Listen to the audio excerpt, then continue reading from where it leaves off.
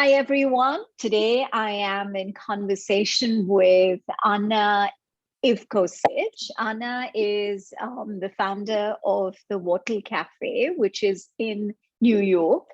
And I am talking to her. I'm actually in Washington, D.C. at the moment. So, luckily there's no time difference. And this conversation is for now boarding. So thank you so much for joining me today, Anna. It is my absolute pleasure. Thank you. So let's just backtrack a little, and it would be interesting for my viewers and my listeners to get just a little background on you. You're clearly not originally from the US, so from the accent I can tell. So just a little background on you would be interesting. Totally. So I am, by descent, I'm Australian. So I grew up in Australia. But I actually, this is my second career, for want of a better description. So I originally started in banking. So I traveled the world in banking, in institutional banking, and that brought me to New York.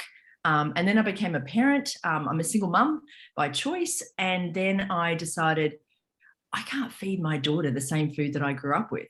So I decided that I needed to sort of do something that was a little bit more fulfilling. So banking was brilliant. It was a wonderful 20-year career. And then it got to a point where I said, you know what, it's time for me to sort of pivot. It was a hard pivot. But then I created basically a health food brand that is inspired by the healthy habits that I learned as a kid growing up in Australia in terms of eating well, using simple whole ingredients. And I could see that, so this was 2016, 2017, that it wasn't as prevalent as it is now. It's still not anywhere near as prevalent as it should be, but we're certainly moving in the right direction. So I think I was on the right track. And then I became a health coach to really get into the space of creating menus and food that nurture. Okay, so when you say that it hasn't really, it hasn't really pivoted, what exactly do you mean? Do you mean that this concept of eating healthy, or are you referring more to your food brand?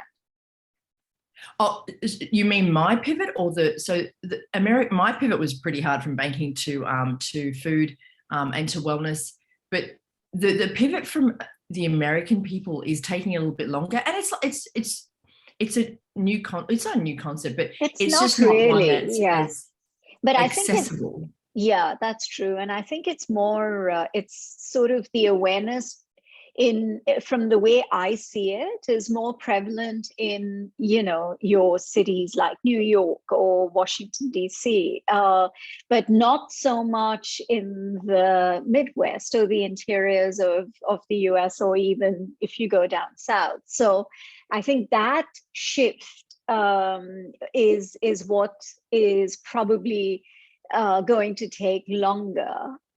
Because it's very hard to change habits, isn't it? Especially if have you ever tried to, and I've done it, and I speak from experience. So I've done it all, I've tried it all, but cutting sugar out of my diet, as an example, was one of the hardest things I've done. And I completely empathize. And if you sort of look at the data, there is a lot of science around the fact that sugar is the most addictive substance that we consume, like bar anything on the planet. So if you put that in perspective, stopping eating those sugary sweets and the candies and stuff is not an easy task at all. So for me, the whole experience of opening up a brand was equally a learning about the American relationship with food and how challenged the industry or health is, because it's not something that you talk about at school so much. Nutrition's not really a focus, and it's just now it's become something that's a little bit more thoughtful and sort of in the current sort of dialogue, but it's not something that has been and continues to need to be more and more so. Yeah, that's true. So I guess it's people like yourselves, who are gradually trying to bring about the change, or at least create that awareness through whatever wellness food that you are developing and selling under your brand. So what is some of the interesting food that you have as a part of your brand? What are some of the things which you've really enjoyed creating, and that's one, and two, that are actually doing well, and people are feeling that, yes, this could be a good alternative? So it's a great question, because I had to really take a good hard look at what we were doing early on, because we created a menu initially very much like what you would find in Australia, and that didn't work. It just fell flat. So I had to figure out, okay, what is it that I need to do and how? So I learned early on that Americans don't really, and this is an inappropriate, probably not a fair generalization, but definitely the customers in around our first store didn't really want to see the healthy food that we had on offer. So we kind of had to sort of pare it back and start from scratch and sort of gently ease people into healthier food. And one of the funny unintended consequences early on was the brand is called Wattle, Wattle Cafe. However, I didn't realize that people wouldn't see the T's and they would always assume we're a waffle cafe. So early on, I would get inundated with requests. Where are the waffles? Where are the waffles? How can you not have waffles? And it took me a while to sort of get on board with that, because I didn't grow up with waffles. We didn't have them at home. It's not really an Australian thing. So once I could understand that we actually could make them from scratch, which we have done ever since, and I can make them in a way that's healthy, and I'm okay with the way that they're made, so we don't put any, for example, we put no white sugar in anything, and no substitutes, no stevia, no anything. They're sweetened by some organic New York maple syrup. So once I could do that, then I realized I could actually take a lot of American classics and give them a healthy twist. Mm. And ultimately, when you know that food tastes good, people don't care if it's healthy or not. It just has to taste good. And it doesn't, and people don't necessarily, certainly our customers don't really want to taste super duper healthy food, even though it is healthy, because there's an association with health being bland. Yeah. So it was fun to kind of create the waffles. And now we have like an extensive sort of, we do keto, we do gluten-free, we do vegan waffles, which you'll see more and more of in the industry going forward, because there is a demand for sort of variances in sort of people's dietary requirements. And one of the other popular things that we do is, it's a big thing in Australia, but it's called Bliss Bites. And they're basically little health bites that you can have. Are they like the protein bowls, right? Exactly. That's exactly what they are. And I've got some, and I'm like, oh, I've got to get some.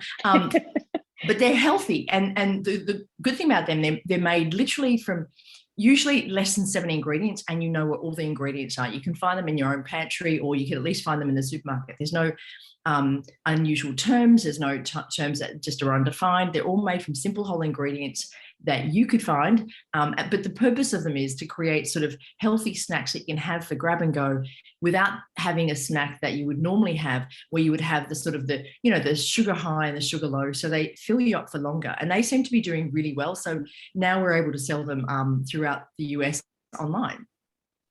Okay, so what is your, that was going to be my next question. What is your method of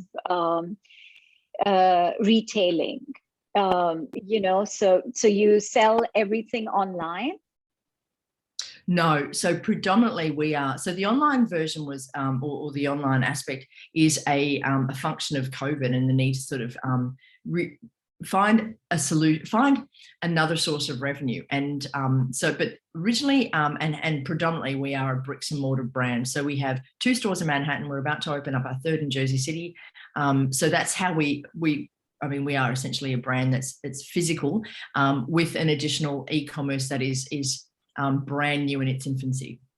Okay. Yeah. And I guess you're absolutely right. During COVID, the e-commerce business has absolutely exploded, because it's one, a question of survival, and two, it's something that hasn't really been explored as much. Okay, yes, e-commerce for clothes and for accessories, and but for Yes. food, is something which is new, and I would say relatively new. And I think it truly has exploded in different parts of the world. I mean, I predominantly live in Singapore, and I can see how the e-commerce business in Singapore has also taken off. And things like restaurants, for example. I mean, okay, that's not e-commerce, but restaurants would have limited, parts of Singapore, depending on where they were located, is where they Mhm. would deliver.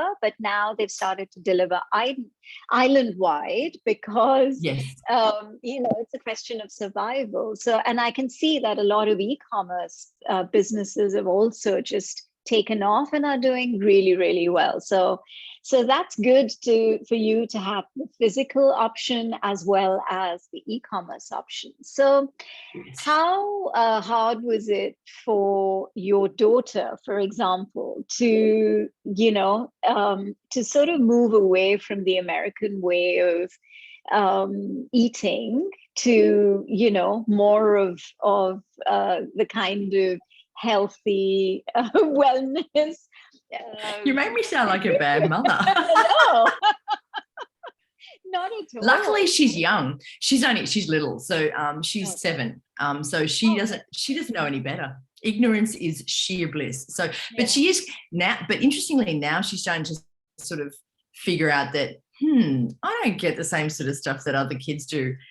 So for but for maybe I don't know whether this is a function of how I sort of started to feed her from the beginning. But she doesn't have a sweet tooth. She actually doesn't. She doesn't. She's the only kid I know that actually goes trick-or-treating and gives back the candy to somebody else. So it's possibly because her palate has been sort of it sort of doesn't have Conditioned. Yeah, it's yeah, been yeah, conditioned. Yeah, yeah, yeah, yeah. exactly. Maybe it was like that from the beginning. I will never know, but she's definitely got an awareness now that she does eat differently, but she doesn't mind it because she enjoys food, and she actually doesn't like American food as much as other kids. She definitely I mean, she's a kid. She loves pizza like the day, as long as the day is long, sort of thing. But she's not someone who gravitates to fast food all the time. Okay. Yeah, that's good. And I guess because she's been conditioned from such a young age, it will just Yeah. become habit. It'll become habit. So as a health coach, what is really your objective for doing that, for becoming a health coach, health and wellness coach? So my objective, so I've always been an active person, fit person, and always be mindful of what I eat. So now it's a case of bringing my personal life and my professional life into one sort of overarching sort of perspective and value system. So I live the way I sort of I work, and I live and eat the way I sort of equally have created a brand. So and also, but it's beyond the food though. So a lot of the things that I like about creating the brand that I have is that food's as much about eating as it is about the experience of enjoying food and creating memories. And I love the feedback that we get from the Bliss Bites, where people sort of say, oh, that reminds me of X thing that I grew up with, or the smell of the coffee reminds me of the smell of coffee when I was growing up brewing in the kitchen, sort of thing. And that sort of stuff is really quite powerful, because food ultimately is less about the consumption and as much about the experience and the shared experience and the memories we create. So what about the ingredients? Where do you source all your ingredients from? That's a good question. So interestingly, a lot of the really sort of innovative stuff that we have are not. So as much as I can, I buy local. So most of our pastry is provided by women-owned businesses. I do have. I like to sort of spend in a way that is mindful of what I'm also trying to achieve. So I've got a women-owned business. I do like to support sort of similar businesses where I can. And then I sort of, beyond that, I'll get maple syrup from a local farmer. But some of the key ingredients, like the weird stuff like our blue algae and the mucker and stuff, we have to obviously go abroad. But I do look for inspiration from Australia for ingredients that we don't normally find in New York. Just because Australia, I think it's just been in this space for so long, you do find things that, have been there for forever. Like muckers are not a new thing in Australia, or even charcoal is not a new thing in Australia. But for example, I can't have it in my cafe anymore because it's a prohibited substance in food. Oh, okay. I didn't Which is realize that. interesting because it's yeah. I mean, a lot of people have charcoal tabs when, their tummy is sort of misbehaving, or oh, that's interesting. I didn't realize that. So do you source a lot of your ingredients then from Australia? No, I still try and sort of buy it here, but interestingly, like the blue algae, for example, we have to get it from the West Coast. We get it from California. We just can't find a supplier here in Manhattan, on the East Coast. And I don't know whether it's just there's no demand on the East Coast, but and equally the mucker I sort of get from the West Coast, just because it's just not an ingredient that I see very often. Okay. So what are next steps for Whortle Cafe? I mean, obviously you've got your third location coming up in Jersey. Are you planning to move away from New York and New Jersey into other parts of the US as well by setting up physical locations? Ultimately, that's absolutely the game plan. That really is. Okay. But we're in a way that sort of, so one of the things that we also do, so every one of the stores is typically near a school. So we like to partner up with schools. And also what we were doing before COVID, we were sort of working with the schools, and part of it, the responsibility of cafes and stuff, or just establishments like ours, is, to give back. So whether that be financially, whether it be through education, whether it be through speaking at schools, I did some presentations, I've done career days, just so that we can also encourage kids to think about what they're eating at a young age, and sort of give them an experience around food that is pleasant and memorable, so that they can start to think about the food that they eat, rather than just as an automatic reflex, but rather, okay, I eat food and where does it come from? And just like, for example, we've done a presentation of how to make butter, which is a simple ingredient, but it was fun because there's only one ingredient and it's cream. And it's really fascinating for people to actually observe how it goes from cream to butter in one. So the physical expansion, absolutely, but equally, overarching that, the e-commerce is something I definitely want to get into, and sort of not get into, but expand, and because I know that there's a few more products that we can add to it, so it would be remiss of me to sort of have started that and not really push it as far as we can. Yeah. And it's interesting that you say that, you try and be close to schools, because again, like your daughter, who's, getting influenced at a very young age to start eating well. I think if you can take this awareness to schools, and have the kids understand, that yes, there is an alternative way to eating and enjoying it.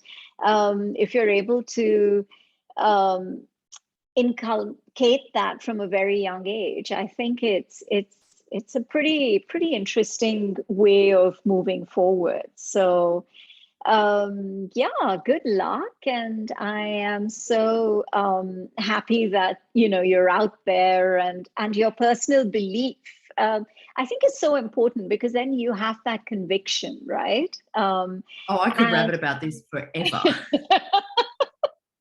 Yeah, no, I think it's always a passion that is the driving force, and I can see that you have that, and the fact that you've always your lifestyle has been such that it just comes naturally to you, and it's interesting from a high stress lifestyle of being a banker to actually moving into something that you're passionate about, and then finding a way to give back, I think is very, very interesting. So good luck, Anna, with your enterprise, and I'm sure it's going to go, mega, and I'm sure you're going to be able to convert is not the right way to say it, but I'm sure you'll be able to change things around and create a lot more awareness around you and around what you're trying to go ahead with. So anything that you would like to say to end, before we end the conversation, about any kind of message that you would like to send out to the listeners and the viewers as a wrap up? Thank you. I'm sorry, I'm having No, that's fun. For me, the big thing is it's not the conversion as much as, you're right, it's the awareness. I want for people to sort of, ultimately food is the most important. Well, it's you consume it. It's how you get up, it's how you move, it's how you get through the day and live. Without that, you don't have anything. And I've seen firsthand in America what happens to people who don't eat well, and these illnesses that we take on board, that they're not hereditary. There's no reason for us to have them other than our lifestyles and the way we eat. All I would like is for people to become aware of what they consume and what it does to you, because we live once, we don't get a second chance. And I want for people to live the best life that they can. And that goes from the beginning to the end. I would like for people to live a great life into their later years and be mobile and be able to really enjoy all that life offers. And food is a simple way to do that. So our mission is to nurture through food. That's all I care to do. I want for people to live their best life. And if I can just do it one dish at a time, I'm happy. Excellent. Thank you so much for that. It's been lovely talking to you, Anna. And hopefully, if I'm in New York, then I will try and come to one of your cafes if I am in Manhattan at some point during my trip now. Well, hopefully the next time you're in DC, I would have opened up a Wattle Cafe in Washington. Fantastic. I look forward to that.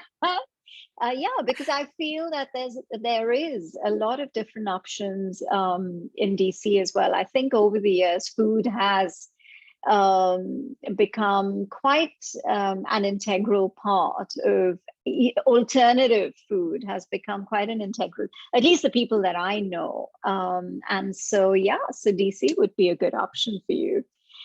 Absolutely. Thank you so much again, Anna. Thank you. Thank you. Enjoyed it. Thank you. Absolutely.